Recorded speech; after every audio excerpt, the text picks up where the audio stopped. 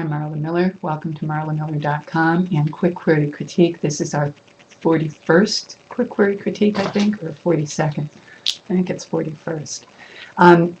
There's going to be some changes to the Quick Query Critique. As you might imagine, it's fairly labor intensive in terms of just the office management of doing this and then the actual video presentation. So I think I'm going to cut it down to one a week. If I hear from you otherwise, that you really want two a week, you can let me know that. But I think we're going to be reducing it to one a week, and then I'm going to be adding Marla's musings. I'm getting an awful lot of questions from writers that want to know stuff that I think you'd all benefit from hearing my point of view about, for what it's worth. So I'll let you know in the newsletter, though. So let's get to this one. Okay, this one, I'm cheating here because this is a former student of mine. She took my first Marketing Our Muse real-time workshop, and we just finished it. I'm going to be doing a write-up on that soon, and I'm also going to be asking my writers to offer a video vignette on how helpful they thought that it was. It really turned out quite nicely, and I'm hoping to shift it into a webinar series soon.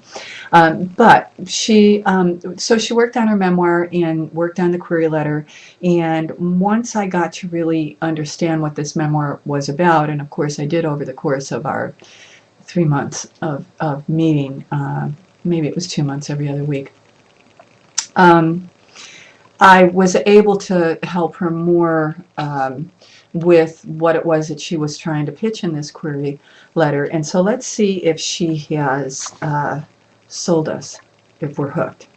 Okay. Dear Agent, who would have thought my mentally impaired brother would teach me independence, and the puppy I adopted to save my marriage would save me instead? Love You Bye is a memoir that begins when my husband of 25 years disappears and returns without explanation or apology more than once. Sure, there's been trouble in the marriage before. That's where the puppy came in with her own set of problems, all of them medical. Until now, she was working her magic. Just as it seems nothing can go right, I'm faced with a crisis in my native South Africa where I must return to rescue my brother, source of a lifetime of guilt. I make the journey. My struggle to help my brother gives me the key to my past and my future. I vow to live my life with two questions uppermost in my mind. Is this making me happy? Is this moving me forward? I returned to California resolved to change my life, only to realize that it's not that easy. With the help of my remarkable dog who survives beyond all odds and my newfound mantra, I summon the courage to move forward. Recalling the intimacy of the memoir breakup, the end of a love story, and the Swedish film Scenes from a Marriage, and in the literary style of Don't Let's Go to the Dogs Tonight, this story is about holding fast and letting go.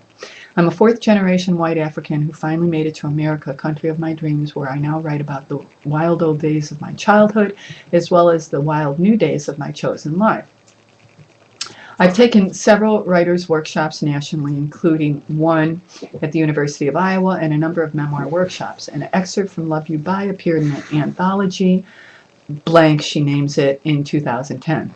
In 2007, I took second place at my writers' conference, and in 2002, I was awarded Best Fiction at the San Diego Writers' Conference. A completed manuscript of Love You Bye at 63,000 words would be available upon request. Thank you for your time and consideration. I look forward to hearing from you. Okay, let me just read this excerpt. Okay. So, what do I think of this query letter that is pitching a memoir, Love You Bye? Well, I think that it's better than it was, and of course you don't have the context of what I'm referring to, but this writer is essentially melding two stories into this one narrative through line. About how her impaired brother and her dog help her really to be who she is today. And that's the story arc of Love You Bye. And I think that she's closer to getting that down in a query letter. I would encourage her, though, to bleed that dog in a bit more. And I would encourage her to maybe even give the dog a name in the query letter and make us feel close to that dog, because the dog plays a significant role in the transformation of this writer from a married woman to a single woman who's pretty much set some boundaries, because that's what this story is about. Now, I have told her before what I'm going to tell all of you who are writing memoirs. The market is incredibly competitive. Stories about women leaving husbands or getting left by husbands are, there's a lot of them. We either turn that part of our life into a memoir, or we turn it into a novel. I personally turned it into a novel that I did not sell yet. And this she turned into a memoir. So, her competition for this is really stiff, and I would encourage her to make this even more intimate, because remember, we read novels to escape, but we read memoirs to become intimate with the person who's writing it, don't we? I mean, we really want to heighten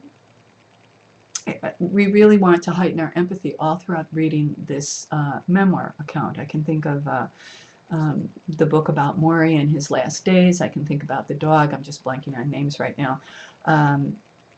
That was made into a motion picture. Those are intimate accounts that we want to get as close to this family and that experience as we possibly can. That's why we read memoirs, is it not?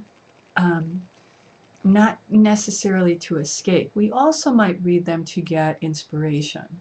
And so her audience, this woman's audience, would be large, because unfortunately there are a whole lot of women and men, but probably women would be the target market for Love You By, who want to feel that if somebody else could do it, maybe I can do it too. So that's why you read a memoir. So this needs to be, in my opinion, a query letter for a memoir needs to be really, really intimate.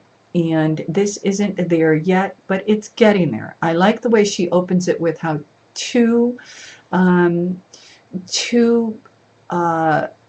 events or people really shape what happens in her narrative arc, and that is the dog and her brother, who, and both of them you would not think would have that kind of influence, a mentally impaired brother and a dog, but they do. So that's her challenge. It's been her challenge to really braid that very, very tightly. And one of the ways that she can do this in the query letter is to give us the name of this dog, maybe even let us see this dog. If this dog had medical problems, she might want to mention that, came into their lives to help them bond over this dog's health. And in fact, what happened was that this dog's health set her free. And you have to read the story to find that out, but I happen to know that that's what happened. So I hope that this is helpful. And I think she's close, but I think she could work a little bit more on this to get it just even more intimate on the page. Until the next time, be well. Send your query letters. I could use a few. I'd love, love, love some nonfiction. And memoirs are fine, but I'd love nonfiction, business, nonfiction, whatever. Until the next time, be well and keep writing.